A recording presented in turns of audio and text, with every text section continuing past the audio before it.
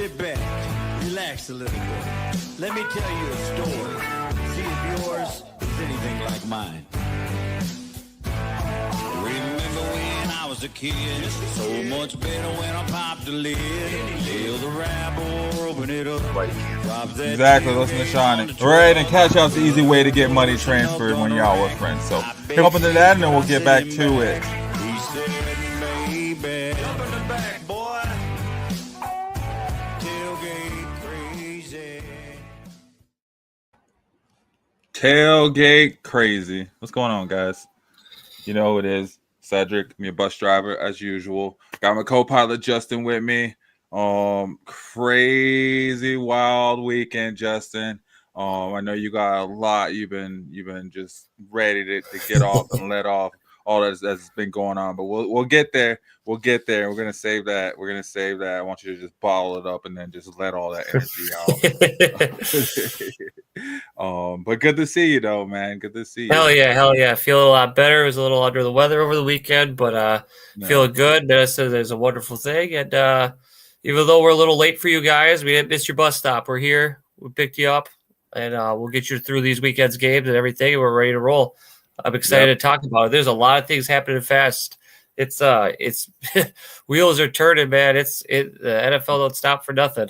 Even though the fantasy season's done, we are going to keep you up to date with what news we find. Yep. And just like the title says, we are doing that AFC NFC championship round preview. And just like we did last week, guys, we'll preview, but we'll jump back and review too as we get into the preview. And kind of, look back into last weekend's games too. We all know what the outcome was. But we'll touch on those for sure. But yeah, so we'll talk in that preview, get that review going. And then, if we have some time, we're going to talk about these coach moves that have been going on. There's been some interesting coach moves and, just any other crazy news around the NFL right now. Like Justin said, we're going to keep you updated on the NFL, man, first and foremost. It don't stop because the fantasy season stopped. And then, after that, if we do have some time, we'll touch on some basketball, man. We got a big game coming up this weekend, so we'll get to that. But anyway, good to see you guys. Thank you guys for tuning in. This is Fantasy Reports on Shady Sports Network. Like I said, I'm the bus driver, Cedric Green, and then I got my co-pilot, Justin. So we'll get this bus started up, get it rolling around the block as we do. Just kind of get it cruising tonight. But yeah, we'll just jump right into it. We got the divisional round last weekend that just ended, and there was some crazy games, man. We'll rewind. We'll go back to that Chiefs-Texans game because we got the Chiefs and Bills coming up. So we'll go back to the Chiefs-Texans game from last weekend. Chiefs walk away from that game 23-14 somehow. Weird. Bills the Texans had the ball longer. They had, I'm pretty sure, more yards. I don't know. They had everything that you needed to win, and somehow they came away with the L. What are your thoughts on this game, Justin? Did you watch it? Yeah, I watched it. I did have a holiday work party over the weekend too. I was at, and so it was on in the background, but I was keeping updated on my phone.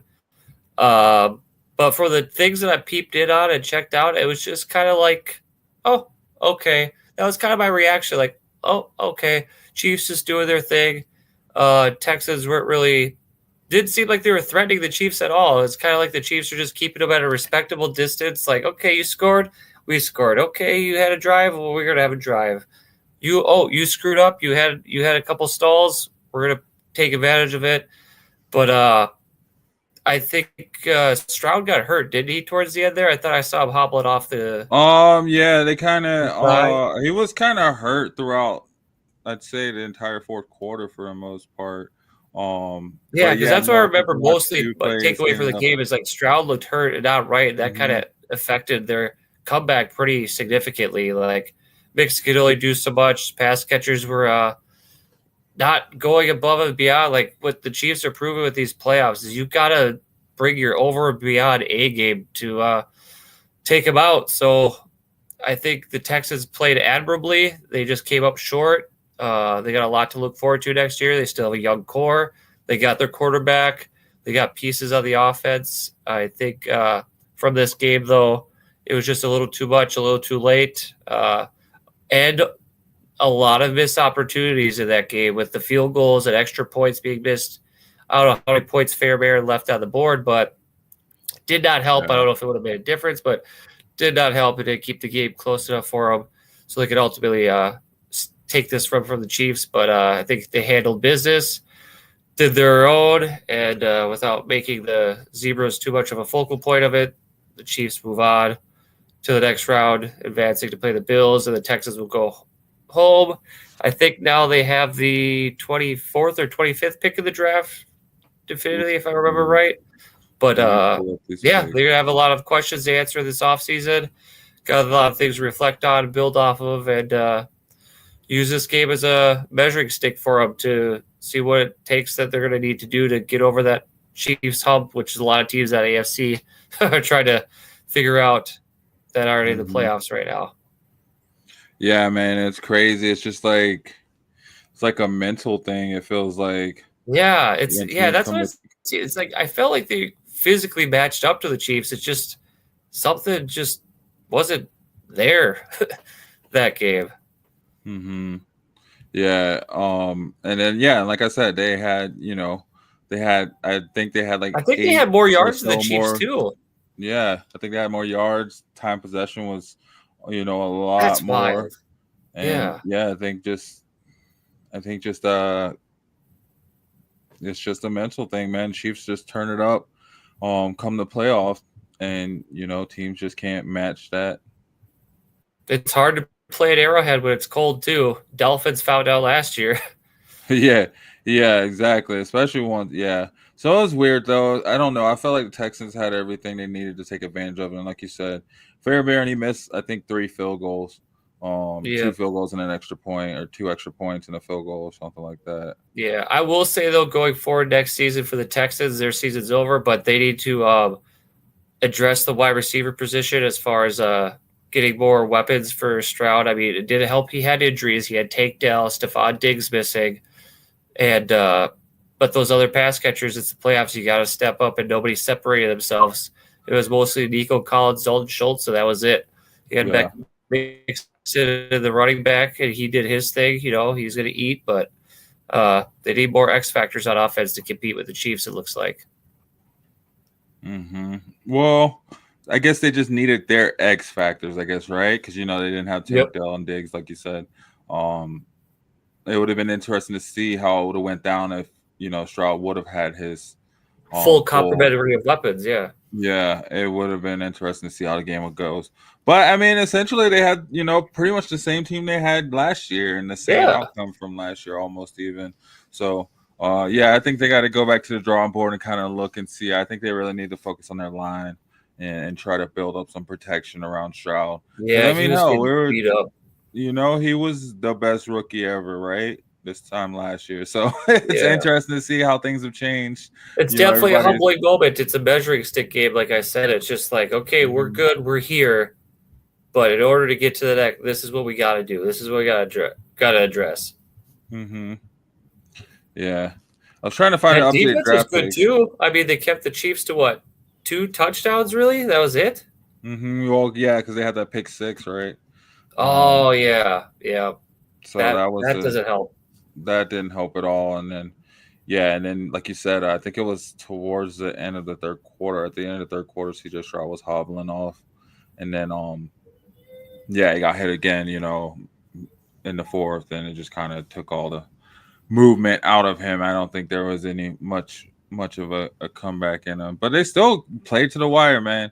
They still had a chance, and they took it down to the wire. And it's just with the Chiefs, I guess you can't make any mistakes, right? You're playing the Chiefs, and like everyone says, you're playing the refs as well too. So I guess you got to be on top of your game and just really, really ready to go with it. So I mean, they got a little bit to do. Go back to the drawing board. It'll be interesting to see what they do next year. They got a division where they can win their division next year and get back into the playoff. So they just got to play their game. And until those other 3 teams in their division make significant changes to get up and compete with the Texans, I think they're safe to be division favorites going into 2025. Right? Yeah. No. So But yeah, no, Chiefs walk away from that game unscathed, 23-14. Moving on to the next round, like you said, to play the Bills. The Bills, man, had themselves a game. Came down to literally the last play, against the Ravens. What a Yep. game! What a What game, a man! game. Two MVPs battling it out, going toe-to-toe to get the right to play the Chiefs to go to the Super Bowl. And I think it was almost everything we were looking forward to in that game. There was points scored. There's drives going up and down the field. Your stars were performing, but in the end, it just the Ravens came down to a play. They came up short. Like I genuinely feel bad for Mark Andrews. I feel bad for the guy. He's catching a lot of heat for dropping that ball. But, you know, and that fumble he had earlier in the game, it sucks. I mean, the weather was cold, but these are, pro players. It should matter, but it was just it sucks when you go out that way, when you have an opportunity to tie it up, get that thing possibly to overtime and go to win it then. But I think the Ravens still played a good game. I think they still did well. Lamar balled out, but it was those turnovers that were the difference in the game. It was really the turning point, and the Bills got points off the turnovers and made the Ravens pay. And when the Ravens stalled out and had to settle for that field goal, I mean, that was kind of check. That was Bills getting the momentum and taking the advantage over the Ravens. So I think the Bills, they established themselves as a dominant force in the AFC, with that being the Ravens. I don't know what that does with the MVP talk. I mean, still, I think Lamar had a better game than Josh Allen. I would say he had more yards. All he had was that one interception. But we had the fumble too. Oh yes, that's the fumble. Never mind. Now that it's coming back to me. So yeah, I mean, I still think he still played well enough for them to win that game. He gave them the opportunity to win that game. Yeah, he totally did. I mean, he put them in a position to, at least tie it and take it into overtime. And it, even when after all of that, all of those turnovers, they were still right there. They're the class of the AFC. It looks like the Bills and Ravens. They're two organizations. If you're a team like the Texans or teams that fell short of the playoffs this year, you're building to be examples of those two teams, because they are going to be a constant presence as long as they got those two quarterbacks on their teams for competing for a Super Bowl year in and year out. You're going to have to go through them to get to the Chiefs. So buckle up, AFC. It's going to be a wild 2025, and you got some hurdles to get to the big game, and two of those teams are from two really great quarterbacks and really good coaches too. Yeah, it'll be interesting to see what the Ravens come back and do next season. As far as like upgrades or whatnot, I feel like they're going to probably try to go out and get themselves a young receiver. For sure, someone that's. I don't think he'll be young. I think they go and try to get it established, like a Devo Higgins, you imagine, or like a DK Metcalf, or maybe a DJ Moore, somebody who's got. I mean, because Zay Flowers can't stay on the field; he's always hurt. Right. I mean, he's great. He's excellent. I like Zay Flowers, but my biggest component is availability is the best ability. Like, yes, injuries happen; they can suck, but I mean, we saw what Rashad Bateman was able to do leading up to the playoffs. He was getting touchdowns. He was being clutch for Lamar Jackson. If Lamar Jackson has one more constant, consistent pass catcher, like he has Derrick Henry as his running back, something of like that caliber, like if he were to get a DK Metcalf, just imagine that. He's got that bull in the backfield, and he's got that alpha out to catch the passes for him. And like he's the alpha at quarterback. So like you got 3 1As at each position that could, take them to the next step. That's what I'd like to see for the Ravens going forward, is get an established, bigger bodied, healthy, dependable wide receiver to put into that offense for Lamar. Because don't get me wrong, Zay Flowers is good. Rashad Bateman did well. Nelson Aguilar has his moments. I mean, Isaiah Likely is good too, but he's a tight end. Mark Andrews is good. He's a tight end. But like, I think that's going to help them get past the Bills and all these other teams that they have to get in a shootout with, as if they have that that alpha wide receiver they could go to and throw that ball up and win contested catches, and just some of that Lamar, when stuff breaks down, he could be like, got you. And he flings it, going for 6, hopefully. Yeah, Still that'd be good to see. For both the Ravens and Texans. Like, I commend them. They had a great season, even though it came up short. Yep. No, they had an amazing season, even though it came up short. And I'm sure they'll be back in the playoffs next season. Absolutely. For sure, as they have been proven in the past. So, hey, let's take a promo really quick, and then what we'll do when we'll come back, we'll preview this Bills-Chiefs game, and then go on from there. So all you guys watching in, thank you for tuning in. It's Fantasy Reports on Shady Sports Network. Stick with us. Don't go anywhere. Hang tight. But please hit that like button, hit that share button, and let's get it going. We'll be right back, guys.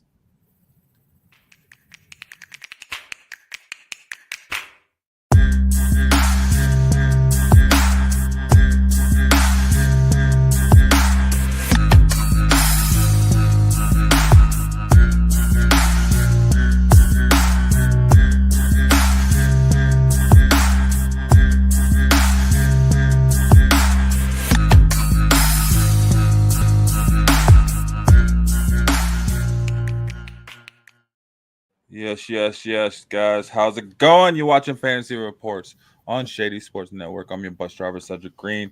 Got my co-pilot, Justin.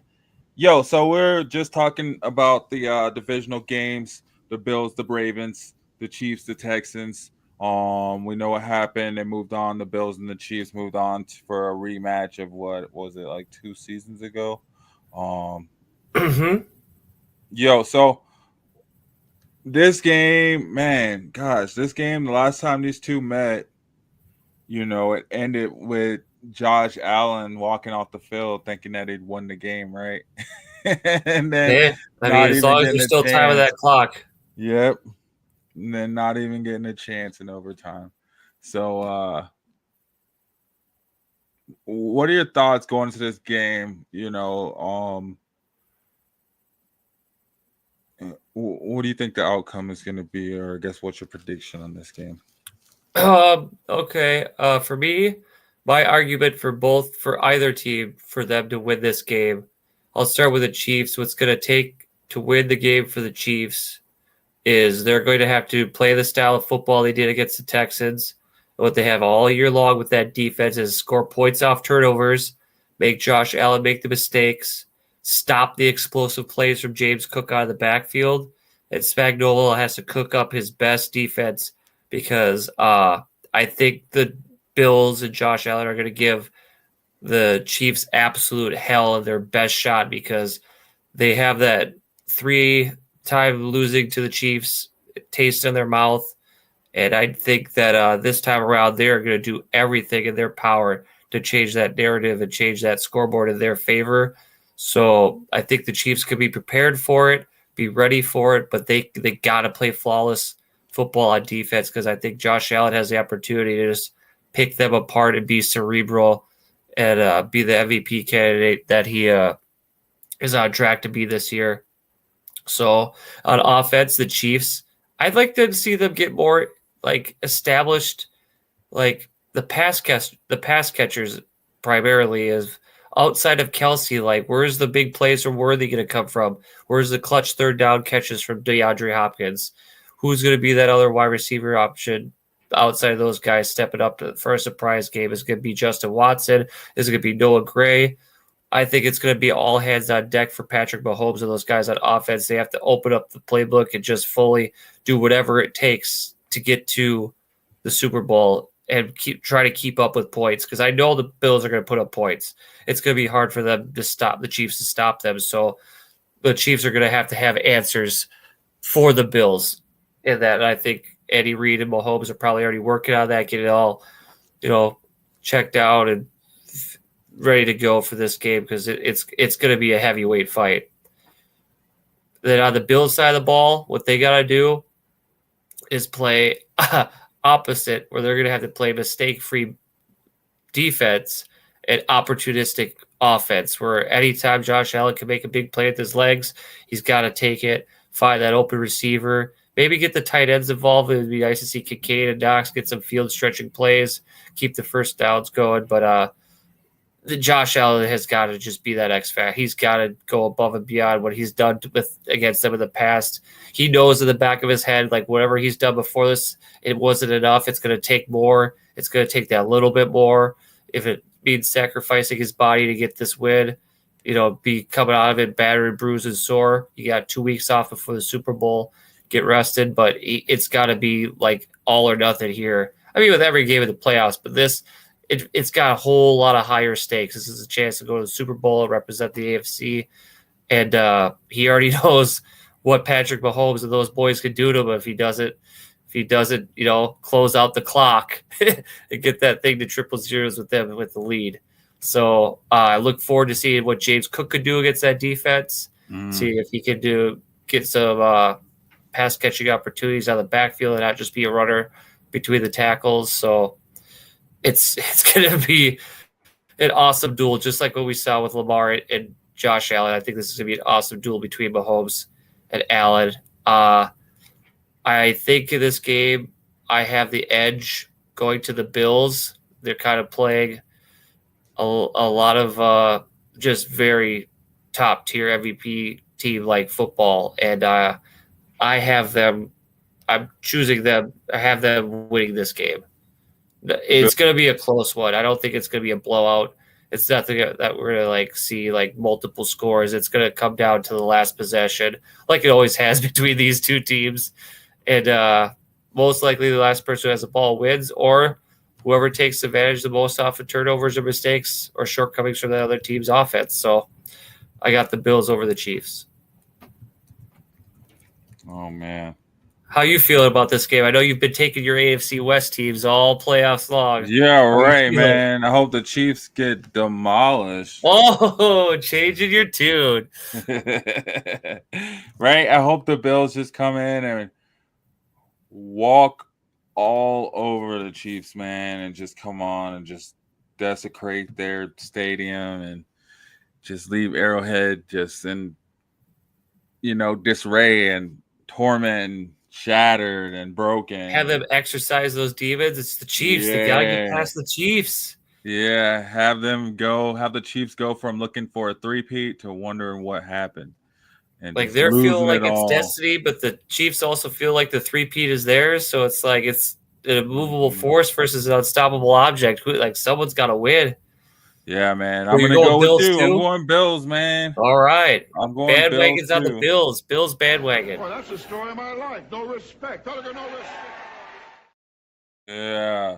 They better have some respect on Josh Allen's name, right? I didn't have none last week because I was on the Lamar bandwagon, but he's not there no more. So now I'm on Josh Allen. So do you think he's out of the MVP conversation? Is it between Mahomes and Allen, or what do you think? I feel like they already ended the voting for MVP when the season was over.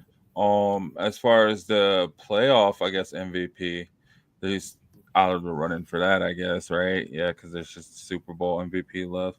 So, that still has a whole different race to it. So there's a couple other different names thrown in that hat too. So on all four teams, I got Saquon off the Eagles, Jaden off of the Commanders, Josh Allen for the Bills, and Mahomes for the Chiefs. Those are my four playoff MVPs so far. That's crazy, man, right? Because Jalen Hurts, tears ACL? Did they say anything about it? Did he? He looked like he was hurt. I don't know between the Eagles guys and the network and stuff what's going on with him, but he didn't look so good for that. Granted, it was we'll get into that game, but the conditions, but he looked hurt. Yeah, that's what I was saying. I was gonna look it up, see if they said anything about it here in Sleeper. Yeah, and if you want, we can start getting to that game on the other side. Yeah, so jumping over the Eagles. Yeah, so we got the closing out the Chiefs Bills. Yeah, we both picked the Bills. Yep. Chiefs suck. We both said it. I heard you say it too. So we'll just put it out there. It's okay. I mean, roll the dice here, betting against Mahomes and those boys, but we sticking with it. Yeah. What do you think, Lil John? Yeah! Tell us. Well, John likes the Bills as well too. So, Let us know who you guys like. Do you like Chiefs? Do you like got? Bills? Yeah. Hit us up in the chat. There we go. And then so let's move it over to the other side of the house. Yeah, man, we got the Eagles Commanders NFC East showdown championship game, college style, right? We got a whole division championship game. We'll start with the Eagles. The Eagles played last weekend.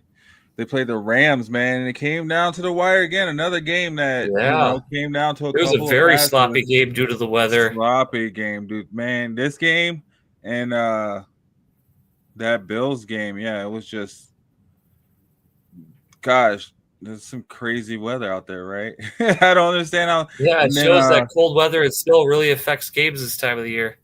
Yeah, because I thought the Eagles-Rams game, there's a lot of unconventional turnovers, like the Hurts fumble. Like it just seemed like plays that are kind of routine and more fair weather that the ball is just finding its way to hit the ground. It's pretty wild.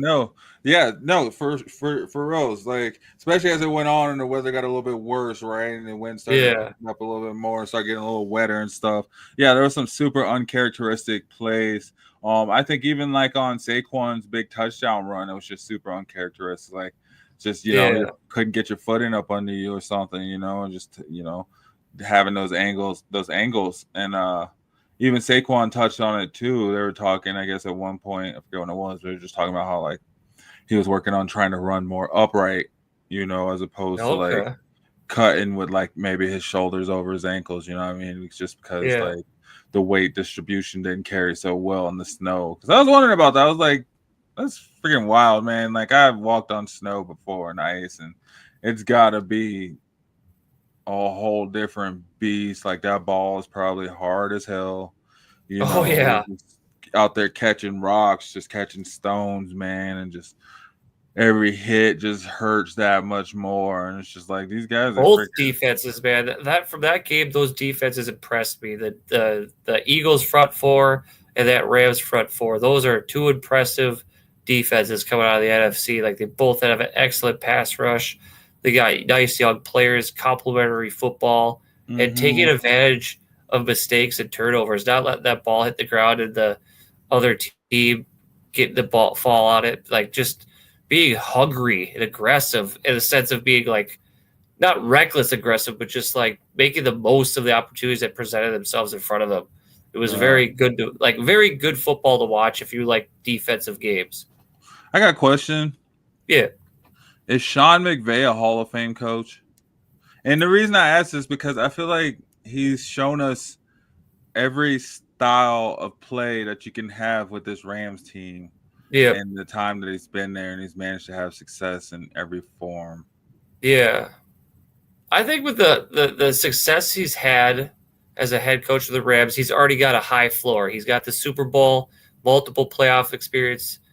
He's got multiple division titles. He's overcome injuries with his team, losing records to start the year. Like he's got a good base, like a high floor for the argument of whether or not he's a Hall of Fame coach. With his age and his tenure length and his body of work, I think he should be in the conversation as, if he continues, like if he gets on another run with the Rams, if he sticks with it, he's definitely in the conversation. I don't know if he's a for sure stamp it, slam it, like put him in the box Hall of Famer at the moment, but what he's able to do with that team that didn't really have that high expectations this year. They weren't projected to go to the Super Bowl or, go far in the playoffs, maybe win their division for most, but he's been able to get the most out of his guys that he's had year in and year out. So I commend him for that. And I think he's in consideration. I don't know. It's not a lot for sure, but I'm definitely not on the side of like, no, absolutely not. I'm more on the side that like, yeah, I'd consider it. I feel you. Yeah, no, I'm kind of leaning more towards it the more he does, because it's just like, no matter how he does it, he traded away all his draft picks to go all in for the Super Bowl, won the Super Bowl, And then he even built up with new draft picks that he didn't have from thin air, and he took players, Yeah. still flipped and other picks and this and that. So, yeah, he's managed to stay relevant no matter what and compete. And, he's done it a completely different way. They won the Super Bowl with, a completely crazy defense. And now, Yep. they're doing it with an amazing, unstoppable offense. So it's really cool to see, how he takes that team and kind of molds it into what he needs it to be. But, let's take a quick promo really quick before we go into this next game. I know there's kind of a bit to be said about this next game. It went, quite the opposite. It was a weird game, space game, man. But there's a lot to be said about this game. I think statements were made. So, let's take this promo break really quick. All you new people that just tune in, you're watching Fantasy Reports on Shady Sports Network. As you saw in the last promo, head over to shadysportsnetwork.com. You can check out all types of sports, all types of alt football leagues, all types of basketball, other types of sports that we cover as well too. So articles, stats, interviews, whatever you're into, I promise you we got it there sports wise. So shadysportsnetwork.com, head over there, check it out. And then we got Breaks GPT. So let's get this going, and then Justin will be right back and get to talking about this Lions Commanders game. Good luck, everyone here.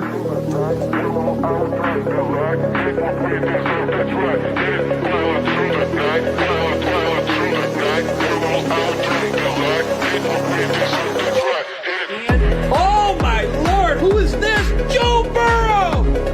Joe Burrow! AFC North smoked it right here, baby. Fanatics, authenticated Joe Burrow on the speed, incredible hit, going to Alpha Wolf. Congratulations, Alpha. Yeah, buddy. Head over to Breaks GPT for your sports memorabilia. They send you these mystery boxes with either helmets, jerseys, and I think they have there was something else they have.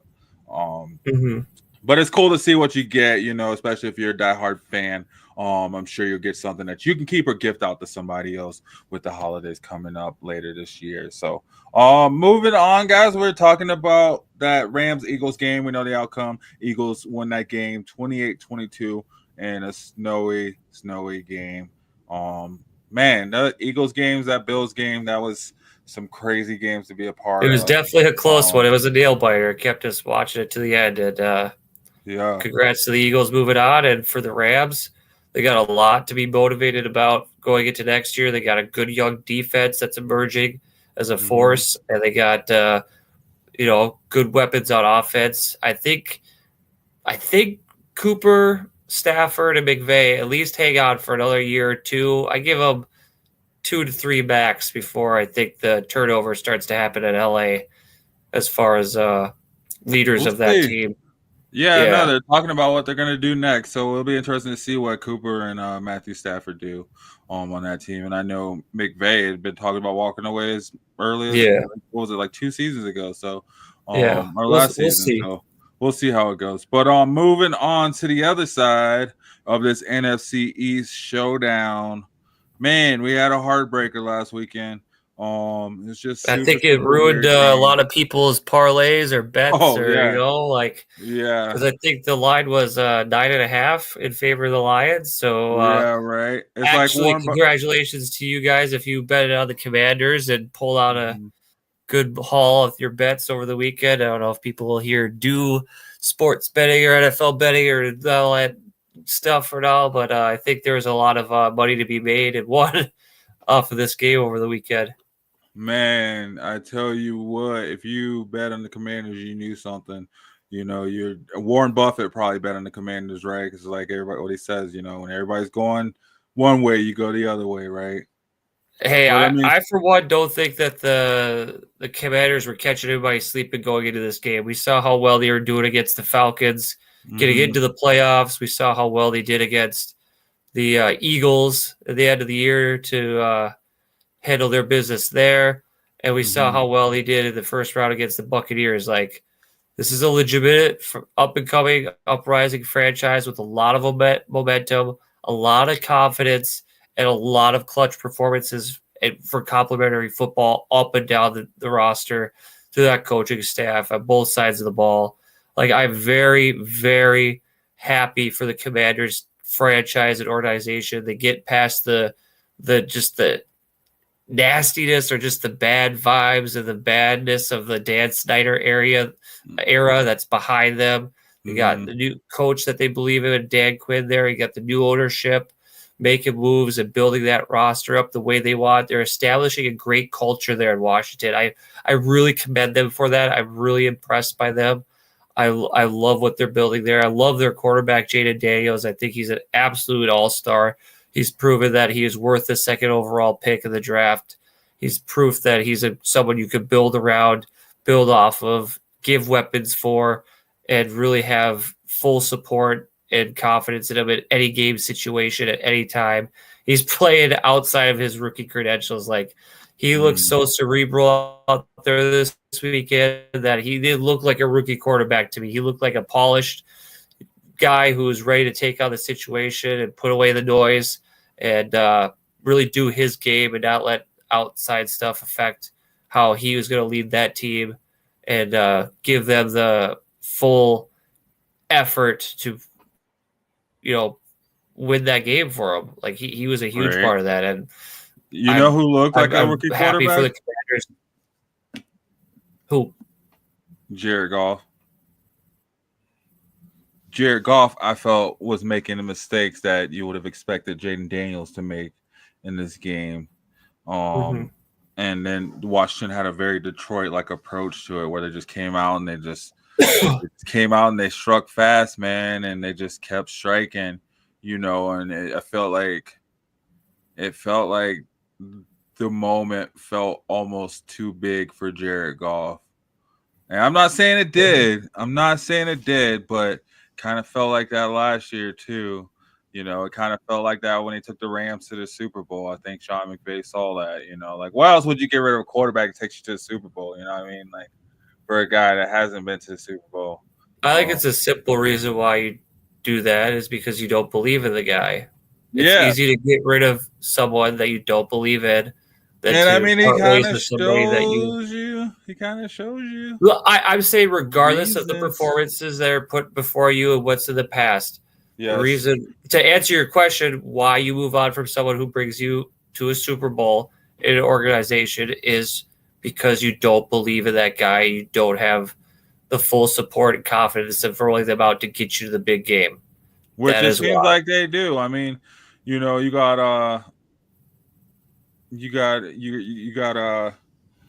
your coach coming out, saying that, they're going to involve Goff in the process of looking for the next head offensive coordinator, so it sounds like he's doing everything he can to prove that the franchise has, they have 100% support in Goff. So that's good to see.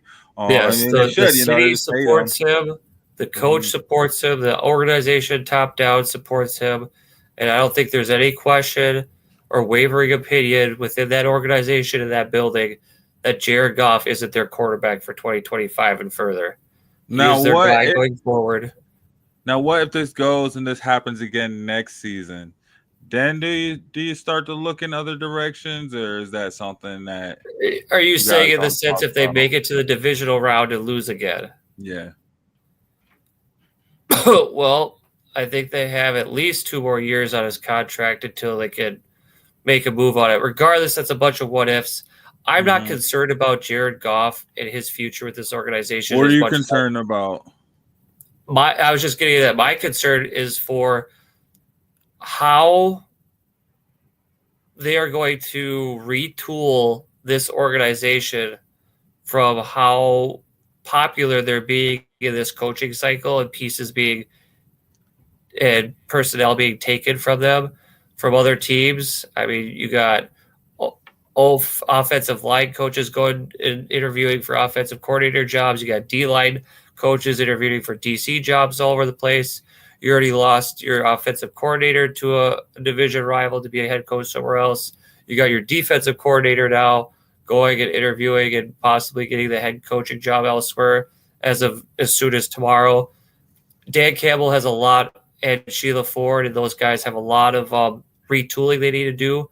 but Dan has stated today in his press conference that he has people he believes in, that he's been prepping and grooming for this moment because he knew this time was going to come. I think with how well the team did last year, that they were operating on borrowed time with their coordinators. It was just a matter of time before they were going to move on and take their opportunities elsewhere, despite where it is that they landed or going to land. That the idea was that these guys are most likely going to take their shot somewhere else and start spreading the Dan Campbell coaching tree around the league and getting that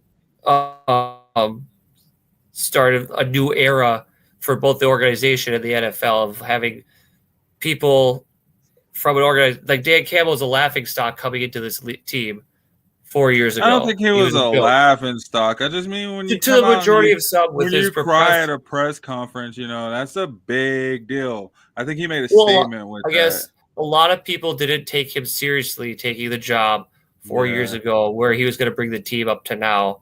And I think go ahead. Sorry.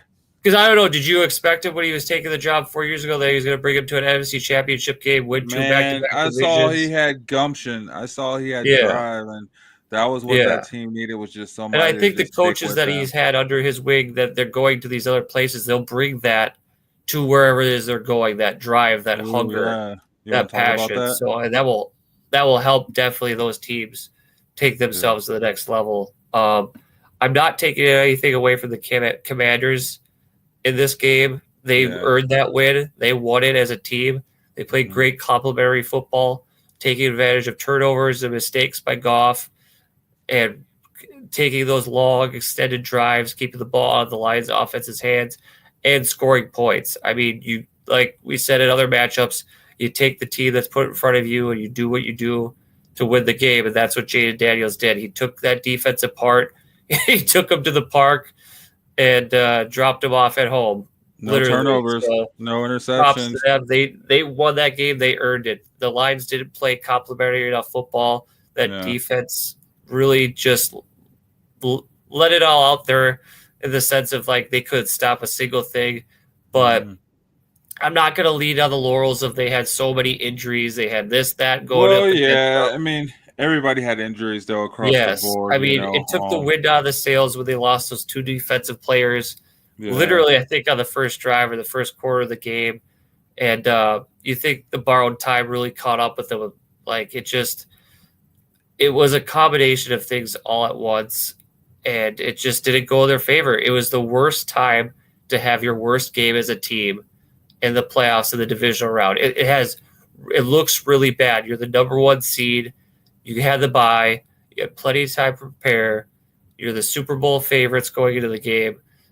And you lay a stinker on your home court against a rookie quarterback and a very hungry team. It looks bad. And for the team as a whole, I'm not concerned going into 2025 as far as if they can get back to this spot. There's always a possibility that they don't. But I don't think the sky is falling by any means. I don't think woe is me. It's the end of the Lions. They're going back to being terrible and irrelevant and just the laughing stock of the league. I think it'll obviously probably be some regression for next year. The expectations will be a little bit lower, being what they're losing from personnel and coaches. And obviously the players aren't all going to be there the same. There's going to be some moves there.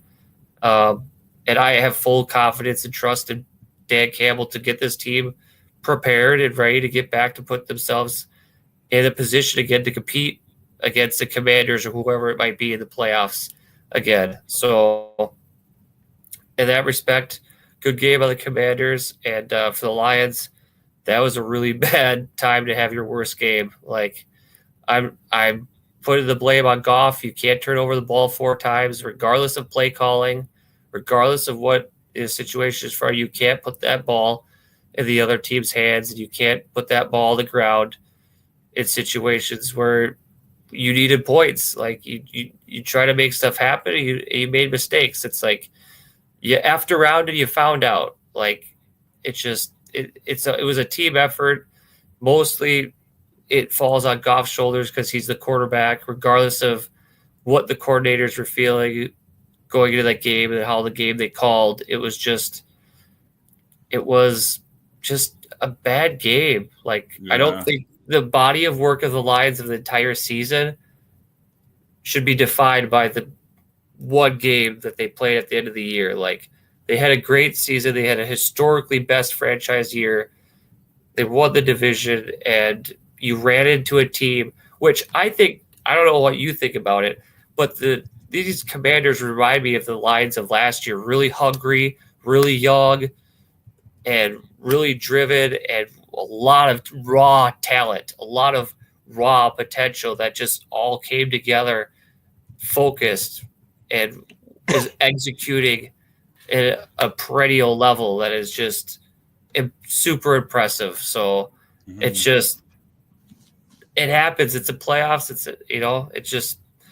It sucks my Lions lost. I look forward to next season, but my biggest takeaway is I give credit for what the Commanders could do, and I'm just disappointed how the Lions season ended. Kind of like how your Broncos did last week. It's just disappointed, but I have a bright future. Like, I don't know. I think you feel that the Broncos have a bright future going to the next season. Yeah. It was a bad game, and it is what it is. Stronger next year, right? It's the playoffs, right? You know how many teams were not in the playoffs, right? So, their team's just hoping to be in that position. So, I think just that right there is setting itself. And they lost in, it was crazy fashion, man. At least it was a high scoring game. Even on that I do have a crazy stat. I don't have the full, like, I had it bookmarked earlier at work today, and I lost it in the shuffle. But out of all 4 teams that lost this weekend, there's 2 stats that all 4 teams had in common. What's that? All 4 teams, the Texans, the Ravens, the Rams, and the Lions, all outgained the other team in yards. But they also committed the most turnovers in the game that cost them. The Texans had multiple turnovers. The Rams had multiple turnovers. The Ravens had multiple turnovers, and the Lions had multiple turnovers. So the defining, like, it's just something to note that the defining X factor for stats in these 4 divisional round games is my takeaway: you can't turn the ball over, and you got to turn those productive drives into points. Like, it's cool. It's like empty calories. You get all these yards, you get all these big plays, but at the end of the drive, you got to put the ball in the end zone. You gotta score, man. You gotta take care of the ball. You gotta score. You cannot give it to the other team and let them score, especially when they're hungry. Because what we learned is from this divisional round is teams will punish you if you don't finish your drives and you don't take care of the football. It's the playoffs, man. Teams are not going to play with their food. Even the Chiefs aren't going to play with their food. You know what I mean? Like, they're going in for the kill. They're ready to get it over with so they can go and get ready for the next game. So, so unfortunately, the Lions go down 31-45 versus the Commanders. And we are one game away from potentially seeing the first rookie ever play in the Super Bowl. That's freaking wild, man. You know what? Did you see my did I post you the chat of the private of the Bills? If they were to make the Super Bowl, they would be guaranteed to play. And they've lost to the NFC East 4 times. But every single team but the Eagles. So if they were to play the Eagles in the Super Bowl, they have the opportunity to go 0-4 in the NFC East in the Super Bowl. But I mean, that's a long shot to be set too, right? So we'll talk that coming back. We're gonna break really quick, guys. Shout out to you new people that have checked us out, new people over on the YouTube channel, and then shout out to my mom for the like. Hell yeah, likes, bringing that hype. Hey, we'll take follow a break really quick. Smash that like button, follow, subscribe, and share with your friends. We'll come back at you after the break. You heard it. Fantasy football fanatics, get ready to dominate your league. Tune into the Fantasy Football Reports every Tuesday at 6:30 p.m. and Sunday at 7 p.m. Mountain Standard Time. We're breaking down injury updates, who to start or sit, trade strategies, and lineup advice to help you crush the competition. So don't miss the inside scoop. Find Fantasy Football Reports on your favorite social media platform, live on the Shady Sports Network. Your championship starts here. You mean? So guys, stick with us and check in the chat. are the descriptions. We got the links to our fantasy football and our fantasy basketball leagues. We got a couple more spots left to nose. And we'll be bringing the facts next season again for fantasy football. So look out for that. I'm sure we'll be coming out with our way too early rankings even here soon. I've been seeing rankings come out, so I'm like, oh shoot, maybe we should get on ours. So we'll get that going here soon. It's just content. It's untapped content. We'll get to you. Untapped content. So yeah, man, we are one game away from potentially witnessing the first rookie ever. And where are you leading in this matchup? Are you leading Commanders? You're going to see that? Or man, I tell you what, where are you feeling? If Jaden Daniels is out, and they don't even have the injury reports yet. Of course, they're not going to say anything about it yet. I feel like, but if Jaden Daniels is out, I got Commanders, or not Jaden Daniels. Sorry, Jalen Hurts is out. I got Commanders. Because I don't even see anything on this. It's his knee, so it'll be monitored throughout the week. So we'll see, man. He could. Are they the Saturday game or the Sunday game? Or what is the schedule for this weekend for games? The schedule this weekend for games, they're both Sunday. Okay. 1 p.m. my time, Commanders Eagles, and then 4:30 p.m. Bills. Oh, Chiefs. So they have the early game early. Okay. Yeah, they're both early, so you can watch the games, man, and still have time to, eat dinner that night. Yeah, for sure. So we'll know if the Chiefs have been knocked out of the Super Bowl, by 9 p.m. On that note, did you want to run a show then that night? Super Bowl preview, or what are you feeling? I think Tuesday will still be a good. Okay, we'll have 2 weeks. We'll have 2 weeks before the Super Bowl anyway. To get our previews in and get our rankings and get our betting tips in. And so, guys, stay tuned. Stick with us. We'll be bringing all the stuff for your Super Bowl. It ain't stopping. This bus has gas. We keep going. We keep it rolling, man. So yeah, I mean, going back to this game though, Eagles Commanders. That is taking. I'm taking Commanders. Ooh, spicy. You like the momentum? You like the hot hand? You like the hot new shiny toy of the playoffs? Jaden Daniels about to win the Super Bowl, man, and just completely shatter every thought. Oh, you need to put that in. We gotta save that. We gotta. That's a hot take. Jaden Daniels is what? He's winning the Super Bowl. You said? Yes. My daughter loves the Commanders. She lives out there. Really? Oh, that's a cool connection. Yeah, so I'm all for it now. I'm all in this train. All right, that's fair. That's fair. So what do you like about this matchup? Do you like the Eagles defense or the Commanders defense stopping the Eagles offense, or do you like that Commanders offense?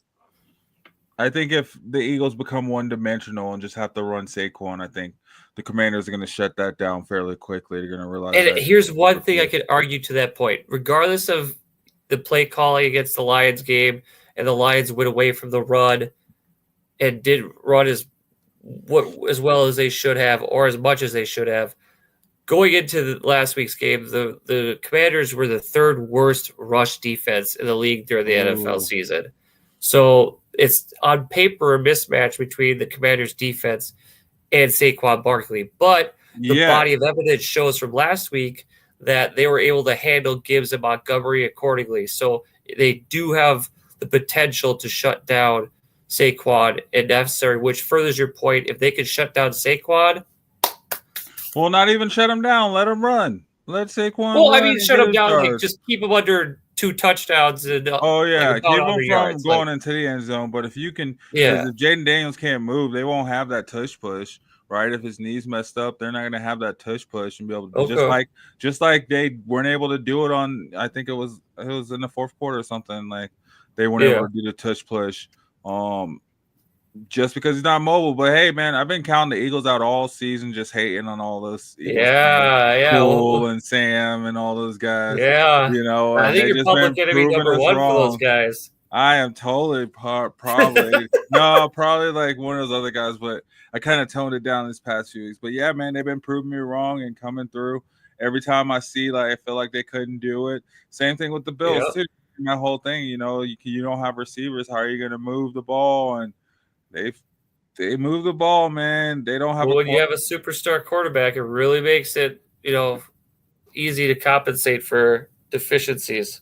But I mean, the Eagles proved they could win. Even with their quarterback only throwing 120 yards or something. And is that more of their other offensive pieces stepping up with their quarterback not playing well, or is it that defense shutting down teams and keeping the game close and keeping that the team defense is pretty phenomenal too? So it'll be interesting to see, because I mean they did shut down Jaden Daniels the last time they went up against each other, right? No, he outscored or which game was it? They 22 points to the Eagles, 6 points in the fourth quarter the last time they met. Because Jaden Daniels came back and won that game. Oh, yeah. Well, yeah, it'll just be interesting to see this matchup. I just feel like if Jalen Hurts can't move as well, so let's say best case scenario for both teams. Jalen Hurts plays, everyone's healthy, ready to go. Where are these matchups lie? Who do you got? Who do you give the edge? What's the X factor? The Commanders are scoring like they did the past few weekends. The Eagles can't keep up with that. I don't see the Eagles being able to. Well, I think anyone could score on that Lions defense right now. I don't think it was that hard to put up 38 points on them. But I mean, they put up points on Tampa Bay too, man. They only got 2 touchdowns and 2 field goals. They won the game. Yeah.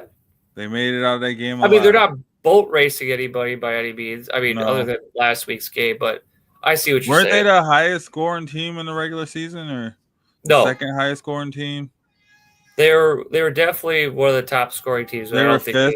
They were fifth in points per game. Yeah. They were in the top. They were the higher echelon of the league. That's for sure. I don't know. I just see, maybe they. You just feel the Commanders. That's all good. Yeah. They're the Cinderella team. What are you? You feeling the Eagles or something? No, I'm not. I'm not trying to put that energy out there like I'm feeling the Eagles. I'm just trying to get all points across of taking into consideration all elements of this matchup. I think my opinion, I think it's gonna be the Commanders' defense bending and not breaking, and the Eagles' defense causing the Commanders to turn the ball over or slow them down on drives to keep them from getting in the end zone. Like if they can keep the Commanders to field goals, maybe get a turnover here and there and turn it into points, I give the edge to the Eagles because I'm not concerned too much about their offense. They'll do enough to keep themselves in the game. But I think the defense for the Eagles is what's going to be the barometer of how the pace of this game goes and who will have control over the game. So I think the Eagles defense will have a lot of say in that. But counterpunch to that is how well Jaden Daniels can, navigate the pocket, find the open holes of the defense, and really exploit any deficiencies that the Eagles defense presents him. I think those special teams will be a huge effect. You saw the Commanders kicker miss a field goal last week, and the Eagles kicker is not, doing so hot. Didn't he miss 2 extra points as well? But the conditions were awful, but still, it didn't stop the Rams kicker from making it. So that being said, the special teams will play a factor, and you can't make any mistakes. You got to put them between the pipes when you get called upon. So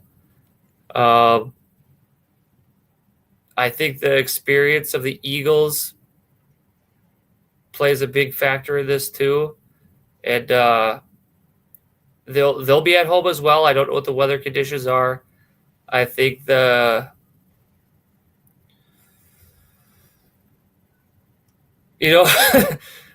heart's telling me Commanders. Like it should be the Commanders, but my head's telling me the Eagles, and I think this time around it's going to be the Eagles over the Commanders in a close game. Oh man, split down the middle. Yeah, in a close game. but I would not be surprised. Like, I expect the Eagles to handle business to take this game, but I would not be surprised if Jaden Daniels broke this game open and it goes in the Commanders' favor. Like, I'll be humbled that I'm wrong. Okay, like, cool if like the Commanders could do it. I will not be surprised if they could do it. I'd be more disappointed in the sense if Eagles don't take care of business and shut down Jaden and run that offense through Saquon. Yeah, which it feels like they're gonna do. Why not, right? Especially if it's another cold one, you might as well just run it through your bell cow. And just I don't know what the weather is going to be like if the ball is going to be hard too, because that's going to affect Jaden throwing the ball. If it's going to be another cold, snowy game, it's just receivers are going to have a hard time adjusting to a rock being tossed their way. It might just come down to his legs and running the football. Yeah. So who you got? Oh, I got the Eagles. Oh yeah, you said the Eagles. My bad, bro. I'd be. It's all good. It's all good. And it's not in spite. Like, I don't want the commit. Like, I just feel that the matchup, the Eagles have the edge, so I'm leading the Eagles. Sounds good. Understandable. Well, cool, man. And I know we got started a little later tonight, guys. Hey, it's all good. Thank you, everybody who is here to join us tonight. Definitely. Get tune in with us. I hope you guys share it. Follow us, subscribe, join us over at our Discord chat and our Facebook group. Keep the discussion going on and giving us your roster lineups to look at and give you reviews and evaluations for this off season and get gearing up for when we transition after the football season's done here next month and get into some more basketball. We love that. So just stick around with us. We'll keep putting out content. We love to see you stick with us and, encourage any sort of engagement in the chat and in the groups and be a part of our show. We love it. Yeah, right. Yeah, what he said. So, man, I picked the Eagles, or I picked the Commanders. You picked the Eagles. We're split on that. One of these days, we're gonna have to get some coffee bets going. Maybe some. Yeah, we'll have to have like graphics, like weekly picks. Like that'd be fun for next year too, just for like funsies. It's just like what's the chat's picks of the week, and then the host picks, and see right. Try to have like a running score going. Yeah, see if the chat's on top or if it's one of us. Be cool. Be interesting content. It'd be cool, to see like how our picks go throughout the season. It'd be nice to see like our stats and our how we stack up against. Yeah, we could go through a couple games on the show, but like have like all the games like on the groups and whatever put up. Yeah, no, you're right. Let's take a promo really quick. All you new people, just tune in. It's Fantasy Reports on Shady Sports Network. Like Justin said, you can follow us on Discord, Facebook as well. We got groups over there going. And we're always happy to chat with you guys or whatever social media you follow. Look up Shady Sports Network and you can find us.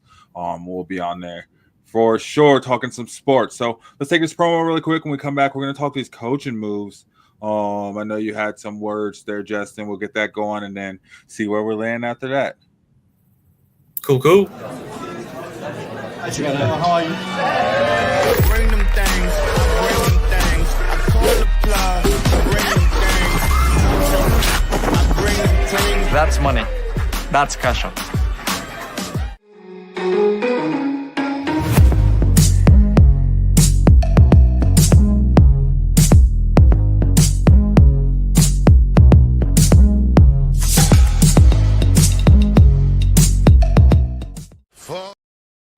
Nice. So yeah, man, there's been a couple of moves. Let me see where my bookmarks go. So yeah, I'm looking here. The Vikings extended O'Connell.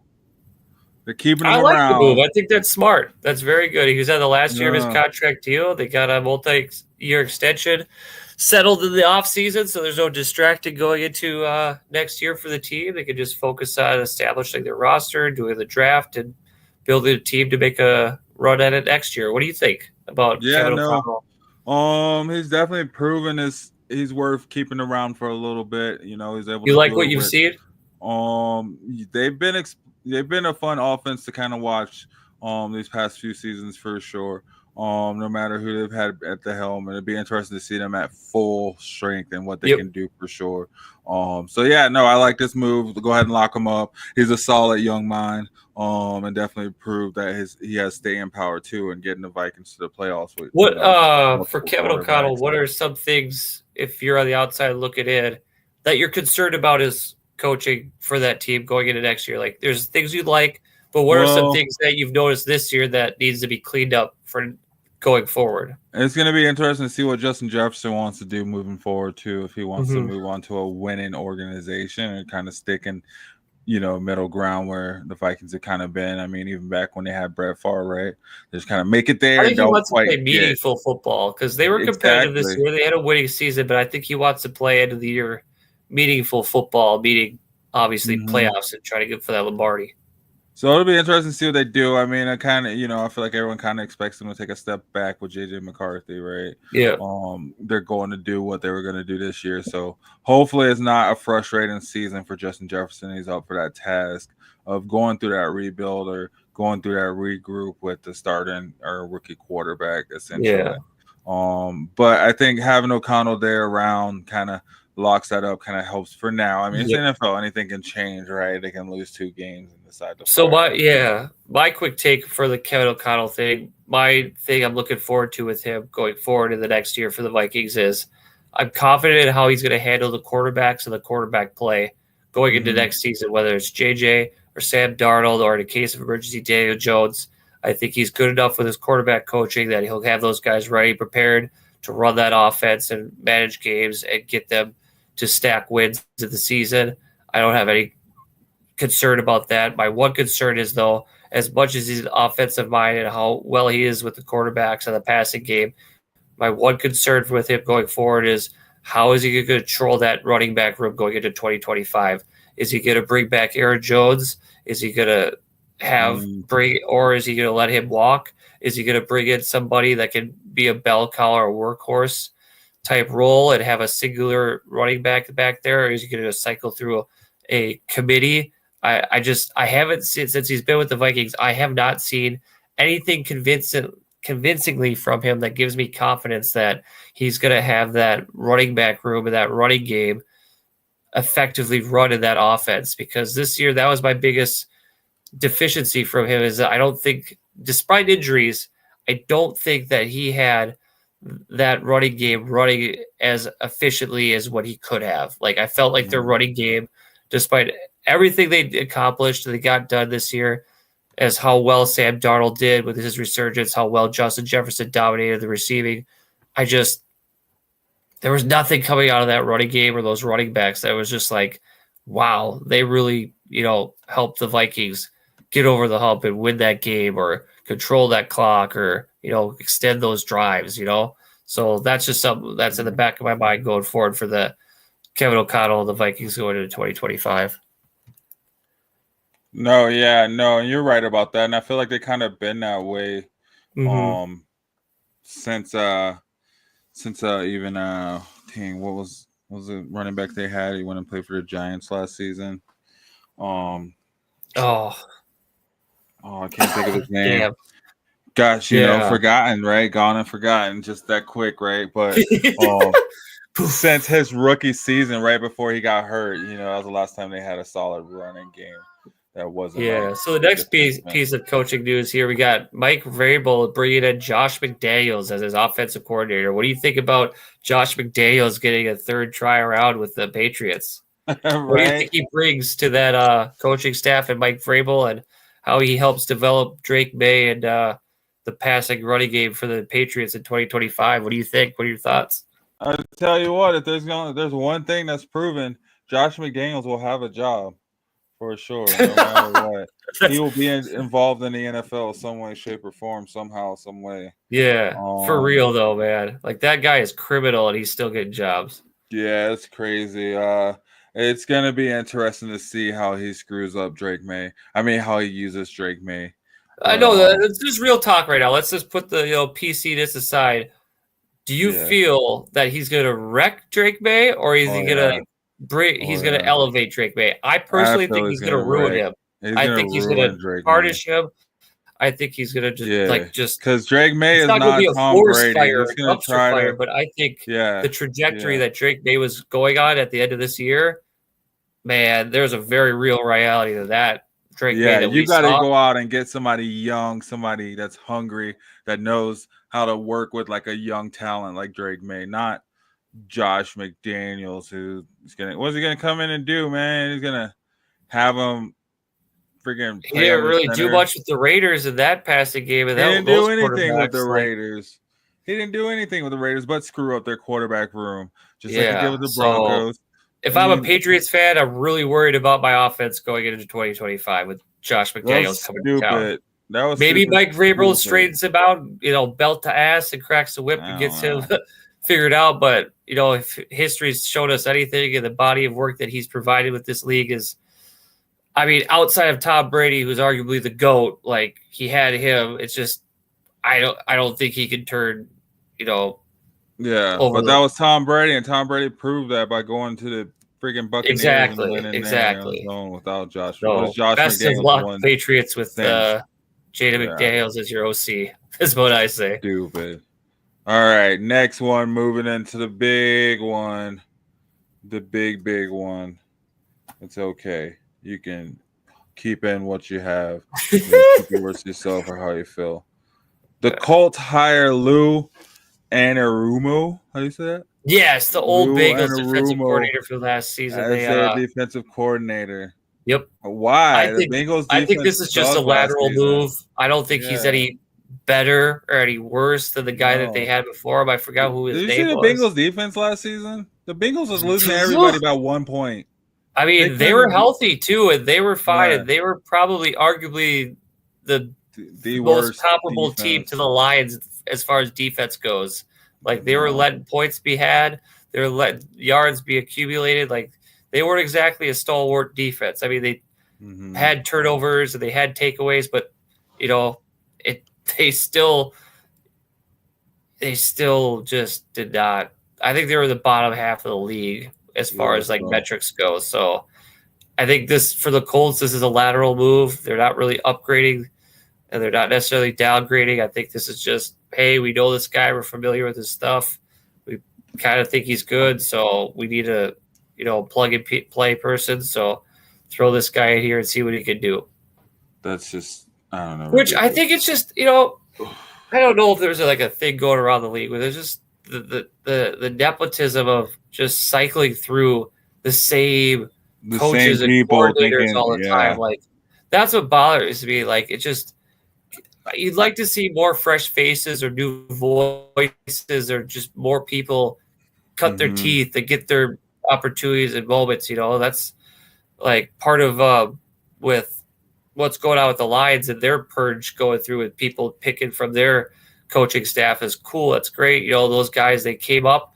Now they're getting their opportunities and going out elsewhere. And hopefully the Lions bring up with it again and, keep the garden going, so to speak. But a lot of you don't want them to go out and get a 90-year-old offensive coordinator.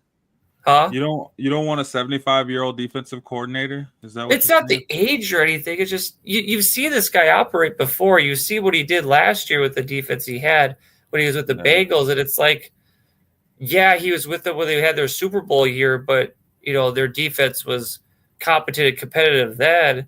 And I would argue that it was the Bengals offense that played superhuman that got them to the Super Bowl and did the damage that they did in the league that year. It's just, I don't know. I more lean on the side of giving new freshness an opportunity, a chance, than just going for this safe. I don't know if safe's the right word, but just, we know what this is. We know what this product is. I know what they can provide. So we're going to put this here now. And instead of taking a risk or going in a new direction or a new voice, you know what I mean? Taking out a risk. It's more safe. It's comfortable. Yeah. And we can live with it for a year or two versus try to develop and, get somebody established in our organization kind of a thing. I don't know how you feel about it. What side of the coin do you like to be on? Do you like to get those tried and true people, or do you like to have? It depends on what you're looking for. I think if you know what you have, if you're trying to go in a younger direction, I think you might as well Like go if you're in a the younger Colts, direction with your coach. for example. Too. Yeah, in the Colts direction, they're And going in a younger direction. I think it'd be best to try to go maybe with some new talent. Try to bring up some of the yeah, college guys yeah, that have coached these guys already, right?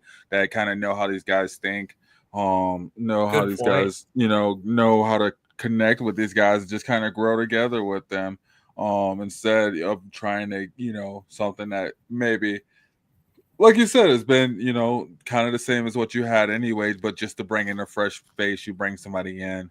Mhm. That Give them a doesn't, chance. I mean, yeah, at some point, the league's going to have to get a whole new, I guess, for lack of better words, a new class of coordinators and stuff in. You can't, at some point, these guys are going to age out. You just can't keep recycling the same used right. goods everywhere around the league.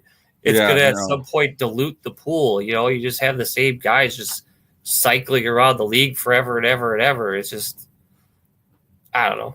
That's yeah, how I feel no, about it. It's probably not no. the right way.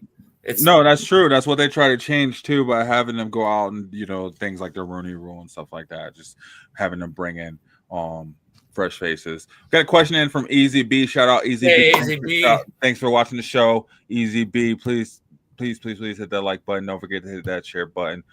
We can talk fantasy football. I don't know much about it. Justin may know a little bit more about it. But yeah, man, we're here to talk fantasy. If we're on, we're talking football. NFL. Easy B, if you ever NFL were to first and drop foremost. a dynasty question in the chat, I am more than happy, We'll check it out.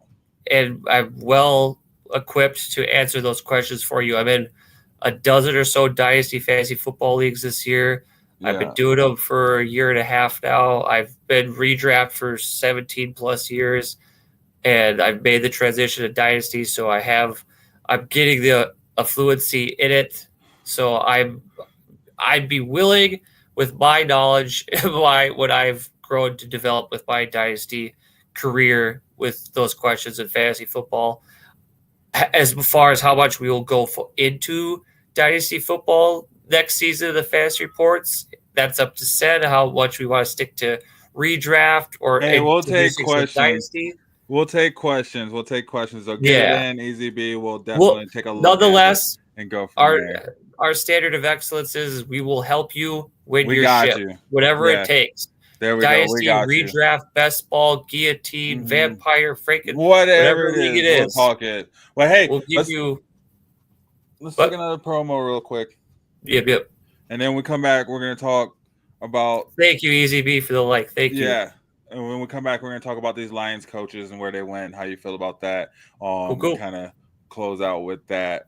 So yeah, we'll take this promo, guys.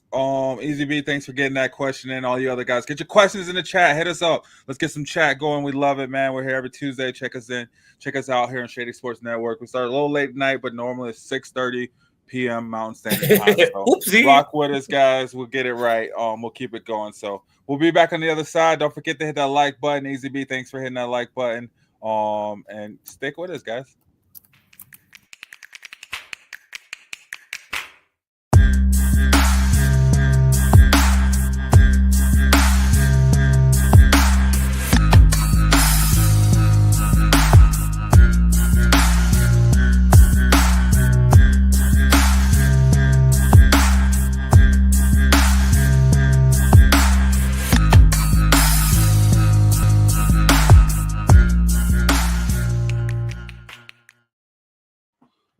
Yeah, man. All right, man. I know you were blowing up earlier, and I'll do my best to. What are you talking about? Keep you, calm. But we got the Bears hiring your the Lions offensive coordinator, Ben Johnson, to be their new head coach, keeping it in the family. Like you said with O'Connell, right? You stick with what you know, right? So I think this is another case like that, right? You stick with what you know. What are your thoughts on this weird move? As just solely him, or like the Lions like coordinator? Well, this move, Ben Johnson specifically going to the Bears. Do you want the long answer or do you want the short answer? Are you rooting for him? Are you going to be excited to see Ben Johnson on the sideline when you guys play the Bears next season? I guess it's what you're looking. Are you looking for the real talk and Yeah, like man. that answer? Or I are want you the looking for? real. I want the real deal, raw 'Cause answer. How do you y'all know I feel got the about it? long answer here, but I also hit it Keep with the it. side. Try to keep it PC, but we'll keep it the real deal. All right, real deal. Uh, he can go kick rocks. Good luck to him. Hope he loses every single game with the Bears. Hope Kelly Williams is everything he thought he was, or like I'm not happy for him. The way the season ended, how it went out, how his last game with us ended, and just the whole. It's to me, it's a punk move. It's kind of like a slap in the face to Dan Campbell to go to your division rival. Yeah. I mean, I've sat on this for a couple days now, immediately hot, simmering down, and it's still blood's still boiling. Logically, I understand the move.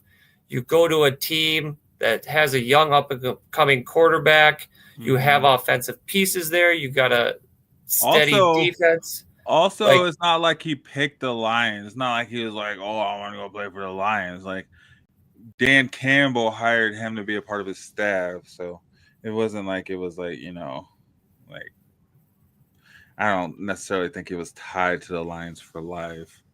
Well, yes, like I said earlier, he was. I think after the 2023 season, it was on borrowed time. He was on the hot commodity. He was at part of that last year's coaching cycle.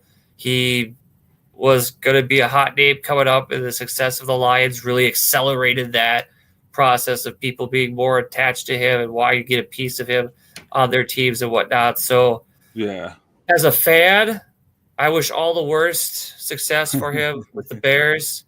I hope Dan Campbell punks him 2 times a year, every year for as long as he's the coach for the Chicago Bears. I hope, all those things that I mentioned for him in his time in Chicago.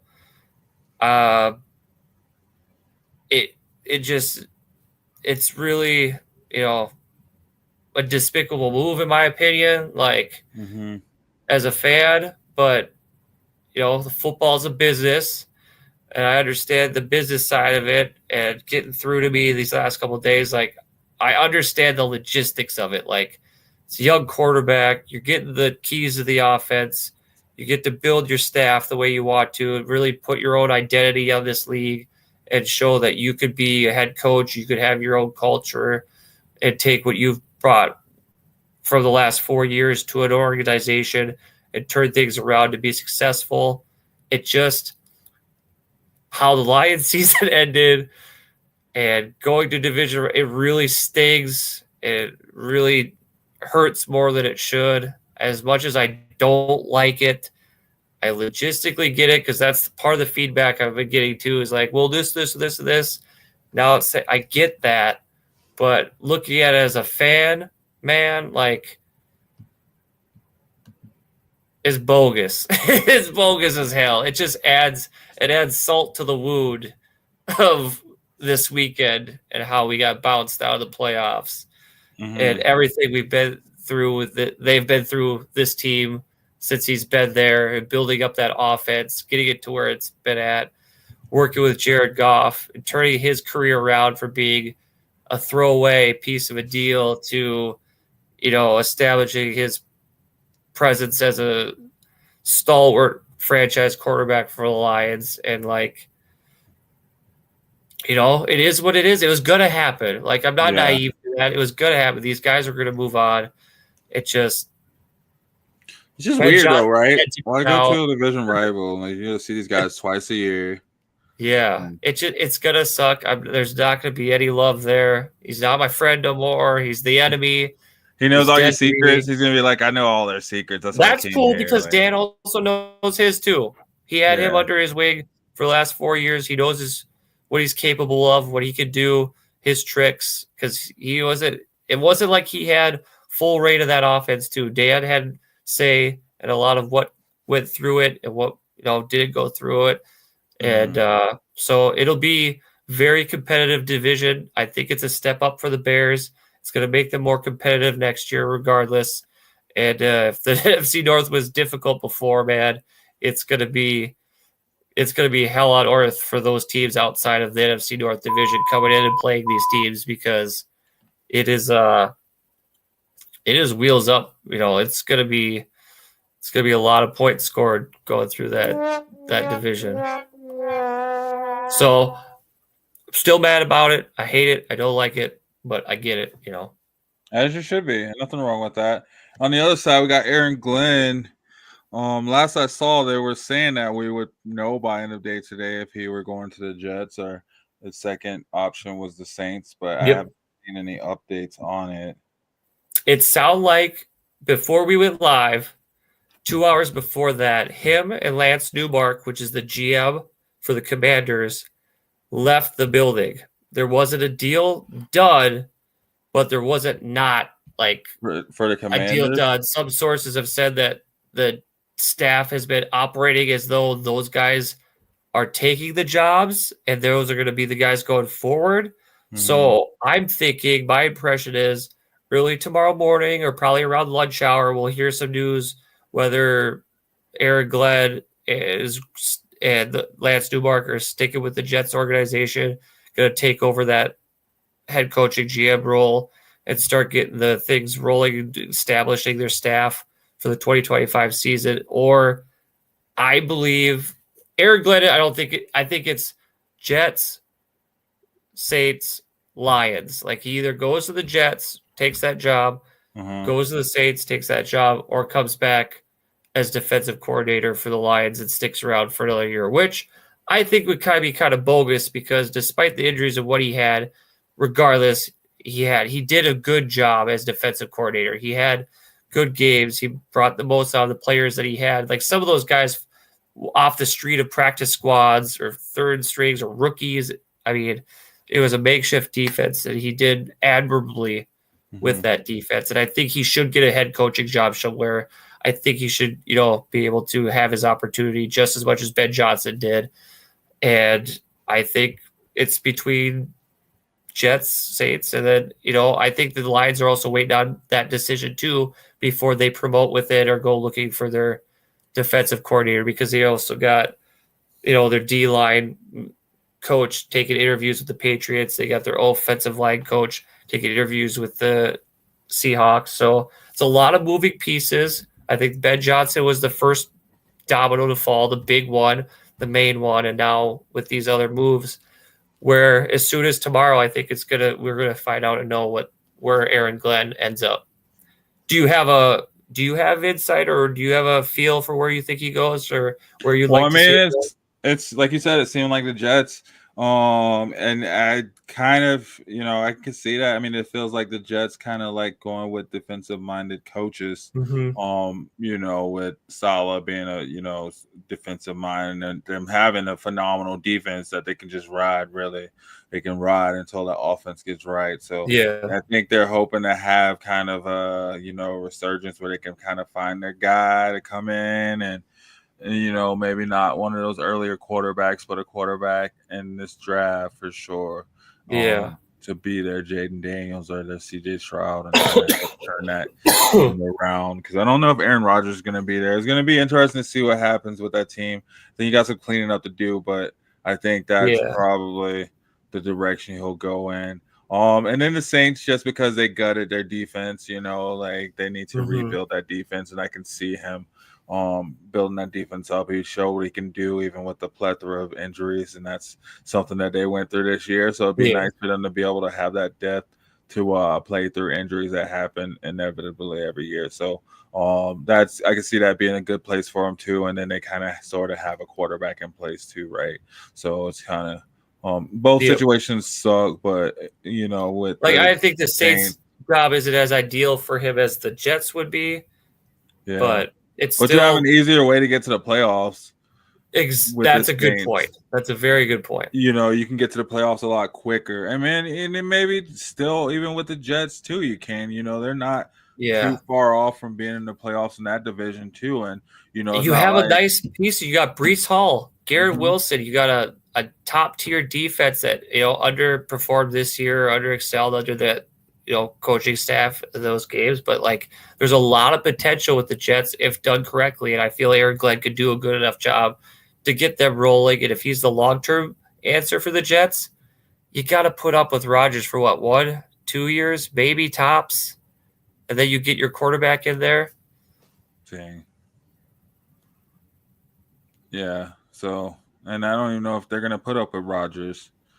Yeah, that's what I don't know, but I think I got high hopes for Aaron Glenn. I think he'll land on his feet well, and I think he'll find a spot somewhere. Yeah. I mean, I'm sure he will find a spot somewhere. It's just a matter of where he wants to go, I think, at this point. Yep. But yeah, man. Was there anything else you wanted to talk about? Yes, I have one more coaching name to get through, at least for me, before you wanted to move on or possibly get out of here. Yeah. Okay. I would pay attention to Robert Saleh. He recently had a second interview down with the Jacksonville Jaguars for their head coaching job. Ooh. I have a dark horse candidate for the Lions here. If he doesn't end up taking that Jaguars job down in Jacksonville or the Raiders job, I can sneakily see if Dan Campbell is looking outside the organization for the next DC if Aaron Glenn moves on, bringing in Robert Saleh as the next defensive coordinator for the Detroit Lions. That'd be kind of a statement. He fits like a good, established, defensive-minded coach that could help bridge the gap between Aaron Glenn to the next regime here with the Detroit Lions coaching staff that I personally would be okay with seeing him take over that DC spot if Aaron Glenn moves on, if they don't promote within, say, like a Kelvin Shepard to defensive coordinator or not. But Robert Saleh is a name that I've been keeping an eye on where he lands somewhere in this coaching cycle, because I think he's still capable of being a head coach somewhere, or if not a head coach somewhere, at least a coordinator somewhere with some team. Yeah. That's interesting to watch, and that'd be crazy. I feel like he'll probably get a head coaching job, another chance. It seems like there's some reason there's a lack of coaching candidates this season. I'm not hearing too many names, but that would be interesting to see him go there. I could see him bringing that energy and having that defense, man. They're already a fierce defense, so him just kind of pointing them in the direction and kind of keeping them on track and keeping the injuries in check would probably take them to that next level for sure. Yeah. Yeah, man. So that's all we got on the NFL side. I do think we get out of here. Okay. But I know with the basketball NBA, we got Nuggets Timberwolves matchup coming up this week. Saturday. I'm looking Saturday at this. night showdown. In Minnesota, you got Denver Nuggets versus Minnesota Timberwolves. It's going to be a big game. Wolves have notable injuries.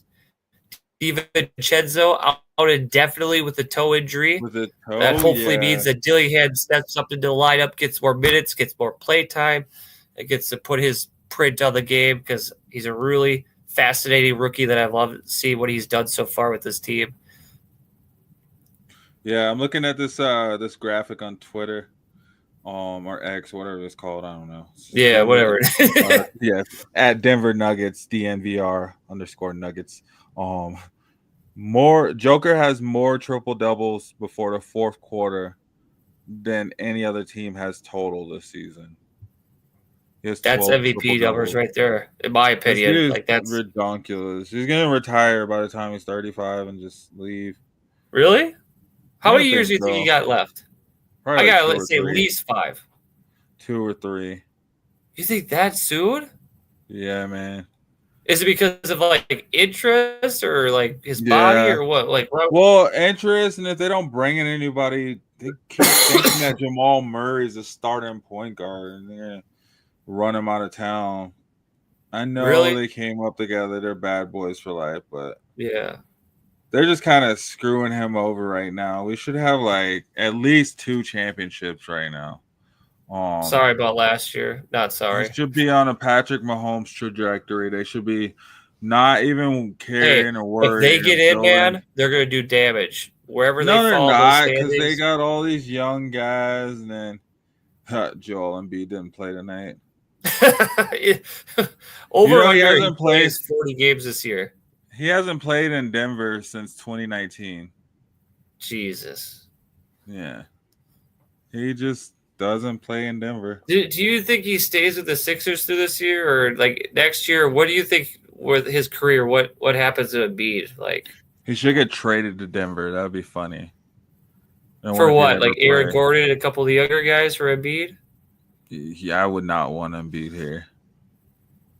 I wouldn't either. I wouldn't want him with the Wolves. I personally don't want him on my team, and I don't think he's Yeah. going to be a Sixer next year. He just doesn't play, man. It must be nice to He's the be, Zion like, paid all Williamson that money of the East. No, at least Zion wants to play. Zion's just his body just can't keep up with his play style. Yeah. But Joel is just like, I don't know. I guess I can see that his body can't keep up either. He's just always hurt, man. Yeah. He's always hurt when they need him, and it sucks. Like I traded him in fantasy before the season started. I was like, I don't want any of that smoke. I don't want Jamal. I don't want Embiid this year. I traded Williamson away and I traded Embiid. I was like, both those guys, I'm just done. I don't want it. Yeah, you get all that hype from them, and then when you need them, they're not there. So it's like, what's the point? What's the point of having all that talent? Like, they're no Joker. They're no Anthony Edwards. Nah, right? Nah, man. Not even. Yeah, man. I think that's all I got for tonight. That's cool. Thanks for sticking with us, everybody, for showing up late. I'm glad we got a show. Yeah, I was going to say, thanks. It's a good episode, man. We started a little late. Thank you guys for tuning in. All you guys that jumped in as usual on X. Thank you guys. And those of you guys over there on YouTube too. Hey, we got some watchers on YouTube. Don't forget to hit the like button. Tune in, stick with us, check out the past episodes. We'll be back next Tuesday. Yeah, run through the catalog. You should be disappointed. You might like it. There's some man. We got so many different sports coverage on there. So many different sports topics. Live coverage. Wrestling too. I guess technically that's still sport, but it's still sport, right? You got to train for it. I think if you train for it, it's a sport. Yeah. What do you guys consider a sport? Leave it in the chat. What do you think a sport is? Not golf. Golf's a sport. You can pull a muscle. That's a hobby. It's an expensive hobby. Yeah, exactly. And you have to train at my price range. You have to train at it too to get better, right? I think if you have to train to get better, it's kind of when you're active. You're active with golf, like you work all these muscles with your swing, and then you have to know how to hit it and where to hit it. Yeah, it does take a talent and athleticism to play golf. Yeah. Isn't ping pong in the Olympics? Is it frolfing in the Olympics? Disc golf stuff too. Hey, don't hate on frolfing, man. Oh, I love it. I think it's more of a sport than actual golf. Right, I'll tell you, I'll froth any day. Well, I don't know how to play it really, but I'll get out there and just I think it's fun. As much as I crap on golf, I think it's fun to just play around. That's why I consider it a hobby. I don't take it seriously. I'll play. I don't give a hell. I don't care. Yeah. But yeah, guys, thanks for tuning in. Like we said, you can catch us next Tuesday. We'll be jumping and talking about the Super Bowl previews, giving you a review on this Nuggets Timberwolves game. Go Nuggets. That's all I'm going to say on that. They're kind of neck and neck right there and kind of the same, window in the standings and kind of been right there around the same spots kind of all season. So not a whole lot of separation between the two. So it should be a good game. I think both teams only have a couple games this week. I think the Wolves only played 2 times before Saturday. I think they played tomorrow night and Friday. Yeah, the Nuggets play tomorrow, and then they're playing right now against the 76ers. They're up by 10, 77-67, and then they play tomorrow against the Kings, and then they play the Timberwolves on Saturday. And then the Timberwolves, Minnesota, they play – the Nuggets play on Thursday, not tomorrow. Okay. The Timberwolves play tomorrow against the Mavericks, and then they play on Saturday. So, yeah, they both just have one game between now and then. So, it should be hopefully they can make it there intact. And, and then with the standings, Nuggets are number 4 in the Western Conference, and Minnesota's number 9. So, they're dropping. They're dropping. They dropped a couple games. They lost another heartbreaker again to the Grizzlies. It's just same old, same old. They're 5-5 in their last 10. Nuggets are starting to rise, starting to click. I mean, Jokic is just starting, Russ has been, man, Russell Westbrook's been doing a good job filling in. So it'll be good. It'll be good to see where they stand. It'll be a good barometer and two playoff teams Saturday night. So hopefully playoff teams. Well, playoff caliber teams at least, right? So now in the rankings of the playoffs, so we'll see. So is there anything else you want to talk about, man? Not really. I think we knocked out another good show. I was glad to get my Detroit Lions news off my chest, get that out of me. That was very nice. Thank you for the platform for that. And I really enjoyed the show. I thought it was good tonight. I look forward to more community engagement, more stuff coming out of the chat and whatnot going forward. And I look forward to keep rolling this thing out on Tuesday. Just keep this thing going. Right, we're gonna get the engagement going, guys. You got to get in the Facebook group, get in the Discord Miss group. You. Yeah, we'll get those chats going. Let's talk sports, man. I know this time of the year kind of slows down, but we still got basketball season going strong. And we still got more playoffs until the Super Bowl. So, get in there, get that chat. Whatever. Tell us your Super Bowl picks. Tell us whatever. Sports related. Throw it up. Picks, go get it on the show. I promise you, we'll talk about it. So. You want to engage with us, let us know, and we'd love to hear from you. You can find us on Sleeper, you can find us on Facebook, anywhere you go on social media, just look up Shady Sports Network or look up Fantasy Reports on Facebook or Discord, and you'll find us there for sure. So with that being said, guys, hey, thanks for tuning in. Those of you that are watching and that have watched us all night and been checking in throughout the night, thanks all of you guys that showed the love. We appreciate it. We welcome it, and we'll take any engagement that we can get. So Easy B, thank you for tuning in with a question. Get those fantasy football, those dynasty football questions in. We'd love to chat. Yeah, we'd love to hear more from you. Yep, and we'll get it in on next Tuesday's show. So guys, tune in with us next Tuesday, 6:30 p.m. Mountain Standard Time. And if anything else, hope you guys have a great night. Have a good night, guys. I'm a game changer.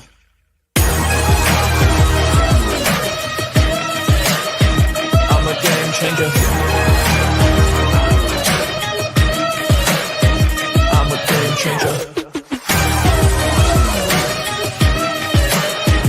I'm a game changer.